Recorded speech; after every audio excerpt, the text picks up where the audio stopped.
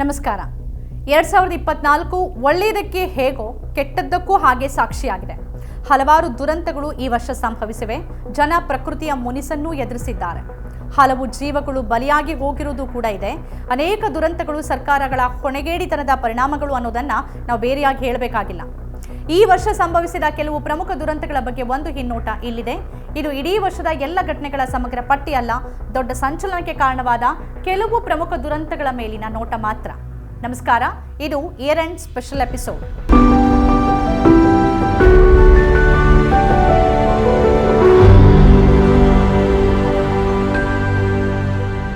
ದುರಂತಗಳು. ಕರ್ನಾಟಕದ ರಾಮೇಶ್ವರಂ ಕೆಫೆ ಸ್ಫೋಟ. ಮಾರ್ಚ್ 1ನೇ ತಾರೀಕು ಬೆಂಗಳೂರಿನ ರಾಮೇಶ್ವರಂ ಕೆಫೆಯಲ್ಲಿ ಬಾಂಬ್ ಸ್ಫೋಟಗೊಂಡು ಕನಿಷ್ಠ 8 ಮಂದಿ ಗಾಯಗೊಂಡರು. ಮಧ್ಯಾಹ್ನದ ವೇಳೆ ಗ್ರಾಹಕರಿಂದ ತುಂಬಿದ್ದ ಕೆಫೆಯೊಳಗೆ ಸುಧಾರಿತ ಸ್ಫೋಟಕ ಸಾಧನ ಅಂದರೆ ಐಇಡಿ ಸಿಡಿದಿತ್ತು. ಸ್ಫೋಟ ಭೀತಿಯನ್ನು ಉಂಟು ಮಾಡಿತ್ತು. ಪೊಲೀಸರು ತಕ್ಷಣವೇ ಕಾರ್ಯಪ್ರವೃತ್ತರಾಗಿ ಆ ಪ್ರದೇಶವನ್ನು ವಶಕ್ಕೆ ತೆಗೆದುಕೊಂಡರು. ತನಿಖೆಯನ್ನ ಎನ್ಐಎ ವಹಿಸಿಕೊಳ್ತು. ಕಾಂಚನಜುಂಗ ಎಕ್ಸ್‌ಪ್ರೆಸ್ ಅಪಘಾತ, 15 ಸಾವು. ಜೂನ್ 17ರಂದು ಪಶ್ಚಿಮ ಬಂಗಾಳದ ಡಾರ್ಜಿಲಿಂಗ್ ಜಿಲ್ಲೆಯ ನ್ಯೂ ಜಲ್ಪೈಗುರಿ ನಿಲ್ದಾಣದ ಬಳಿ ಸರಕು ರೈಲು ಕಾಂಚನಜುಂಗ ಎಕ್ಸ್‌ಪ್ರೆಸ್ಗೆ ಡಿಕ್ಕಿ ಹೊಡೆದು 15 ಜನರು ಸಾವನ್ನಪ್ಪಿದ್ರು ಮತ್ತು 60 ಜನರು ಗಾಯಗೊಂಡಿದ್ರು. ಹಳಿಯಲ್ಲಿ ನಿಂತಿದ್ದಂಥ ಸರಕು ರೈಲಿಗೆ ವೇಗವಾಗಿ ಬರ್ತಾ ಇದ್ದಂಥ ಪ್ಯಾಸೆಂಜರ್ ರೈಲು ಡಿಕ್ಕಿ ಹೊಡೆದ ಪರಿಣಾಮ ಈ ಒಂದು ಅಪಘಾತ ಸಂಭವಿಸಿತ್ತು. ಅಪಘಾತದ ಪರಿಣಾಮವಾಗಿ ಹಳಿ ತಪ್ಪಿ ಹಲವಾರು ಬೋಗಿಗಳು ಉರುಳು ಬಿದ್ದಿದ್ವು. ಕಾಂಚನಜುಂಗ ದುರಂತಕ್ಕೆ ಸಂಬಂಧಿಸಿ ರೈಲ್ವೆ ಸುರಕ್ಷಾ ಆಯೋಗದ ವರದಿ ಲೋಕೋ ಪೈಲಟ್ಗಳಿಗೆ ತರಬೇತಿ ನೀಡಬೇಕಾಗಿರೋದ್ರ ಬಗ್ಗೆ, ವಾಕಿ ಟಾಕಿ ಅಂತ ಅಗತ್ಯ ಉಪಕರಣಗಳನ್ನು ನೀಡಬೇಕಾಗಿರೋದ್ರ ಬಗ್ಗೆ ಹೇಳಿತ್ತು. ತಮಿಳುನಾಡು ಕಳ್ಳಬಟ್ಟಿ ದುರಂತ, 55 ಸಾವು.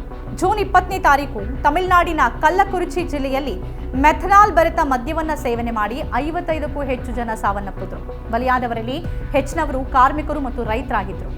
ಅವರು ಸ್ಥಳೀಯ ಮದ್ಯದಂಗಡಿಗಳಲ್ಲಿ ಕಳ್ಳಬಟ್ಟಿ ಸಾರಾಯಿಯನ್ನ ಖರೀದಿ ಮಾಡಿದ್ರು.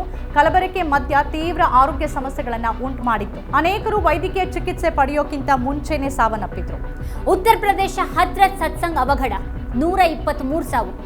ಜುಲೈ 2ರಂದು ಹಥ್ರಸ್ನ ರತಿ ಭಾನ್ಪುರ ಗ್ರಾಮದಲ್ಲಿ ನಡೆದಂಥ ಒಂದು ಧಾರ್ಮಿಕ ಸಭೆಯ ವೇಳೆ ಕಾಲ್ತುಳಿತ ಸಂಭವಿಸಿತು. ಕನಿಷ್ಠ 123 ಜನರು ಸಾವನ್ನಪ್ಪಿದ್ರು. ಧಾರ್ಮಿಕ ಕಾರ್ಯಕ್ರಮಕ್ಕಾಗಿ ಸೇರಿದಂಥ ಸಾವಿರಾರು ಜನರು ಕಿರಿದಾದ ಹಾದಿಗಳಲ್ಲಿ ಸಿಕ್ಕಾಕೊಂಡಾಗ ಈ ಒಂದು ಕಾಲ್ತುಳಿತ ಸಂಭವಿಸಿತು. ಜನರು ತಪ್ಪಿಸಿಕೊಳ್ಳೋದಕ್ಕೆ ಹೆಣಗಾಡ್ತಾ ಇದ್ದ ಹಾಗೇನೆ ಭೀತಿ ಮತ್ತೆ ಗೊಂದಲ ಉಂಟಾಯಿತು. ಇದು ಉಸಿರುಗಟ್ಟುವಿಕೆ ಮತ್ತು ಕಾಲ್ತುಳಿತ ಕಾರಣ ಆಯಿತು.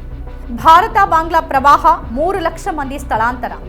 ಜುಲೈ 2 ಮತ್ತು 3ರ ನಡುವೆ ಭಾರತ ಮತ್ತು ಬಾಂಗ್ಲಾದೇಶ ಎರಡೂ ಕಡೆ ಭಾರೀ ಮಳೆಯಿಂದ ತೀವ್ರ ಪ್ರವಾಹ ಉಂಟಾಯಿತು. ಅಸ್ಸಾಂ ಮತ್ತು ಅರುಣಾಚಲ ಪ್ರದೇಶದಲ್ಲಿ 16ಕ್ಕಿಂತ ಹೆಚ್ಚು ಜನ ಸಾವನ್ನಪ್ಪಿದ್ರು. 3 ಲಕ್ಷಕ್ಕಿಂತ ಹೆಚ್ಚು ಜನ ಸ್ಥಳಾಂತರಗೊಂಡರು. ನದಿಗಳು ಉಕ್ಕಿ ಹರಿದ್ವು, ಭೂಕುಸಿತ ಸಂಭವಿಸಿತು ಮತ್ತು ಗ್ರಾಮಸ್ಥರು ಪ್ರವಾಹದ ನೀರಿನಲ್ಲಿ ಮುಳುಗೋದ್ರು. ಕೃಷಿ ಹೊಲಗಳು ನಾಶ ಆಯಿತು ಮತ್ತು ಅನೇಕ ಮನೆಗಳು ಕೊಚ್ಚೋಯಿತು. ಬಾಂಗ್ಲಾದೇಶದಲ್ಲೂ ಕೂಡ ಪ್ರವಾಹ ದೊಡ್ಡ ಮಟ್ಟದ ಹಾನಿಯನ್ನೇ ಉಂಟು ಮಾಡಿತು. ಕೇರಳವನ್ನು ನಡುಗಿಸಿದಂತಹ ವೈನಾಡ್ ಭೂಕುಸಿತ, 231 ಸಾವು. ಜುಲೈ 30ರಂದು ವೈನಾಡ್ ಜಿಲ್ಲೆಯಲ್ಲಿ ಸರಣಿ ಭೂಕುಸಿತಗಳು ಸಂಭವಿಸಿದ್ವು. ಕನಿಷ್ಠ 231 ಜನರು ಸಾವನ್ನಪ್ಪಿದ್ರು ಮತ್ತೆ 397 ಜನರು ಗಾಯಗೊಂಡರು. ಭಾರೀ ಪ್ರಮಾಣದ ನಂತರ ಮಳೆಯಿಂದಾಗಿ ನೆಲದ ತೇವಾಂಶ ಹೆಚ್ಚಾದ ಕಾರಣ ಭೂಕುಸಿತಗಳು ಕೂಡ ಸಂಭವಿಸಿದ್ವು. ಟನ್ಗಟ್ಟಲೆ ಮಣ್ಣು ಮತ್ತು ಅವಶೇಷಗಳ ಅಡಿಯಲ್ಲಿ ಇಡೀ ಹಳ್ಳಿಗಳು ಹೂತು ಹೋಗಿದ್ವು ಮತ್ತು 100ಕ್ಕೂ ಹೆಚ್ಚು ಜನರು ಕಾಣೆಯಾದರು. ಸಾವಿರಾರು ಜನರು ಸ್ಥಳಾಂತರಗೊಂಡರು ಮತ್ತೆ 1500ಕ್ಕೂ ಹೆಚ್ಚು ಮನೆಗಳು ಹಾನಿಗೊಳಗಾದವು ಅಥವಾ ನಾಶವಾದವು. ಈ ಭೂಕುಸಿತಗಳು ಕೇರಳದ ಅತ್ಯಂತ ಮಾರಕ ಘಟನೆಗಳ ಸಾಲಿಗೆ ಸೇರುವಂತಾಯಿತು. ಝಾನ್ಸಿ ಆಸ್ಪತ್ರೆ ಬೆಂಕಿ ಅವಘಡ, 10 ಮಕ್ಕಳ ಸಾವು. ನವೆಂಬರ್ 15ನೇ ತಾರೀಕು ಉತ್ತರ ಪ್ರದೇಶದ ಝಾನ್ಸಿ ಆಸ್ಪತ್ರೆಯಲ್ಲಿ ನವಜಾತ ಶಿಶುಗಳ ವಾರ್ಡ್ನಲ್ಲಿ ಸಂಭವಿಸಿದ ಭೀಕರ ಬೆಂಕಿ ಅನಾಹುತದಲ್ಲಿ ಕನಿಷ್ಠ 10 ಮಂದಿ ಶಿಶುಗಳು ಸಾವನ್ನಪ್ಪಿದ್ವು. ಬೆಳಗಿನ ಜಾವ ಸಂಭವಿಸಿದಂತಹ ಬೆಂಕಿ ವಾರ್ಡ್ನಾದ್ಯಂತ ವೇಗವಾಗಿ ಹರಡಿತ್ತು. ಇನ್ಕ್ಯುಬೇಟರ್ಗಳಲ್ಲಿದ್ದಂಥ ಅನೇಕ ಶಿಶುಗಳು ಅದಕ್ಕೆ ಸಿಕ್ಕಾಕೊಂಡ್ವು. ಬೆಂಕಿಯ ಪರಿಣಾಮವಾಗಿ ಆಸ್ಪತ್ರೆಯ ಮೂಲಸೌಕರ್ಯಕ್ಕೂ ವ್ಯಾಪಕ ಹಾನಿ ಉಂಟಾಯಿತು. ಪುಣೆ ಪೋರ್ಷೆ ಕಾರು ಅಪಘಾತ. ಮೇ 19ರಂದು ಪುಣೆಯಲ್ಲಿ ಅಪ್ರಾಪ್ತ ಬಾಲಕ ಚಲಾಯಿಸ್ತಾ ಇದ್ದಂತಹ ಪೋರ್ಷೆ ಕಾರು 2 ಐಟಿ ಉದ್ಯೋಗಿಗಳಿದ್ದಂಥ ಬೈಕ್ಗೆ ಡಿಕ್ಕಿ ಹೊಡಿತು. ಈ ಅಪಘಾತದಲ್ಲಿ 2 ಐಟಿ ವೃತ್ತಿಪರರು ಮೃತಪಟ್ಟರು. ಇದರಲ್ಲಿ ಆ ಬಾಲಕನನ್ನ ಬಚಾವ್ ಮಾಡೋದಕ್ಕೆ ನಡೆದಂಥ ಪ್ರಯತ್ನದ ವಿರುದ್ಧ ಇಡೀ ದೇಶದಲ್ಲಿ ವ್ಯಾಪಕ ಆಕ್ರೋಶ ವ್ಯಕ್ತ ಆಯಿತು. ಈ ವಿವಾದವು ದೇಶಾದ್ಯಂತ ಸುದ್ದಿ ಮಾಡಿತು. ಮಹಾರಾಷ್ಟ್ರ ಎನ್ಕೌಂಟರ್. ಸೆಪ್ಟೆಂಬರ್ನಲ್ಲಿ ಮಹಾರಾಷ್ಟ್ರದ ಬದ್ಲಾಪುರದಲ್ಲಿ 2 ಮಕ್ಕಳ ಮೇಲೆ ಲೈಂಗಿಕ ದೌರ್ಜನ್ಯ ಎಸಗಿದ್ದ ಆರೋಪದಲ್ಲಿ ಅಕ್ಷಯ್ ಶಿಂದೆ ಅನ್ನೋ ವ್ಯಕ್ತಿಯ ಬಂಧನ ಆಗಿತ್ತು. ಕಡೆಗೆ ನ್ಯಾಯಾಲಯದಲ್ಲಿ ಆತನಿಗೆ ತನ್ನ ನಿರಪರಾಧ ಸಾಬೀತುಪಡಿಸುವ ಅವಕಾಶವೂ ಸಿಗದ ಹಾಗೆ ಆತನನ್ನ ಎನ್ಕೌಂಟರ್ನಲ್ಲಿ ಕೊಲ್ಲಲಾಯಿತು. ಆತ ಪೊಲೀಸ್ ಬಂದೂಕಿನಿಂದ ಗುಂಡಿಕ್ಕಿಕೊಂಡು ಆತ್ಮಹತ್ಯೆ ಮಾಡಿಕೊಂಡಿದ್ದಾಗಿ ಮೊದಲು ಸುದ್ದಿ ಹಬ್ಬಿತು. ಆಮೇಲೆ ಆತ ಪೊಲೀಸರಿಂದ ತಪ್ಪಿಸ್ಕೊಂಡು ಓಡೋಕೆ ಪೊಲೀಸರ ಮೇಲೆ ಗುಂಡು ಹಾರಿಸೋಕೆ ಯತ್ನಿಸ್ತಾ ಆಗ ಆತ್ಮರಕ್ಷಣೆಗಾಗಿ ಆತನ ಮೇಲೆ ಗುಂಡು ಹಾರಿಸಬೇಕಾಯ್ತು ಅಂತ ಪೊಲೀಸರು ಹೇಳಿದ್ರು. ಆದರೆ ಕೈಗಳನ್ನ ಹಿಂದಕ್ಕೆ ಕಟ್ಟಿ ಕರೆದೊಯ್ತಾ ಇದ್ದಾಗ ಹೇಗಾತ ಗುಂಡು ಹಾರಿಸೋಕೆ ಸಾಧ್ಯ ಅನ್ನೋ ಅನುಮಾನ ವ್ಯಕ್ತವಾಗಿತ್ತು.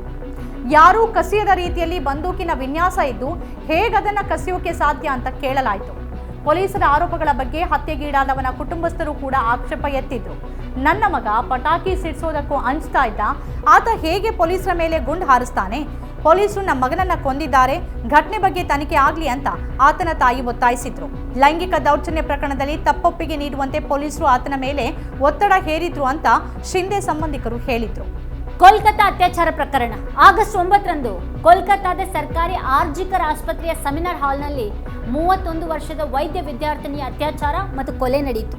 ವೈದ್ಯಕೀಯ ಪರೀಕ್ಷೆಯಲ್ಲಿ ಸಂತ್ರಸ್ತೆ ಲೈಂಗಿಕ ದೌರ್ಜನ್ಯದಿಂದಾಗಿ ಬಾಹ್ಯ ಮತ್ತು ಆಂತರಿಕ ಗಾಯಗೊಂಡು ಕೊಲೆಯಾಗಿರೋದು ಖಚಿತ ಆಗಿತ್ತು. ಈ ಪ್ರಕರಣವನ್ನ ಆತ್ಮಹತ್ಯೆ ಅಂತ ಬಿಂಬಿಸುವಂತ ಯತ್ನ ಕೂಡ ನಡೆದಿತ್ತು. ದುಷ್ಕೃತ್ಯದ ಬಳಿಕ ಕತ್ತು ಹಿಸುಕಿ ಮಗಳನ್ನ ಕೊಲ್ಲಲಾಗಿದೆ ಅಂತ ಪೋಷಕರು ಅಳಲನ್ನು ತೋಡ್ಕೊಂಡಿದ್ರು. ಪ್ರಕರಣ ಸಂಬಂಧ ಆರ್ಜಿಕರ್ ಮೆಡಿಕಲ್ ಕಾಲೇಜಿನ ಮಾಜಿ ಪ್ರಾಂಶುಪಾಲ ಡಾಕ್ಟರ್ ಸಂದೀಪ್ ಘೋಷ್ ಮತ್ತು ತಾಲಾ ಪೊಲೀಸ್ ಠಾಣೆಯ ಪ್ರಭಾರಿ ಅಧಿಕಾರಿ ಅಭಿಜಿತ್ ಮೊಂಡಲ್ ಅವರನ್ನ ಸಿಬಿಐ ಅರೆಸ್ಟ್ ಮಾಡಿತು. ಘಟನೆಯನ್ನ ಖಂಡಿಸಿ ವೈದ್ಯಕೀಯ ಸಿಬ್ಬಂದಿ ದೀರ್ಘಾವಧಿಯ ಪ್ರತಿಭಟನೆಯನ್ನ ನಡೆಸಿದ್ರು.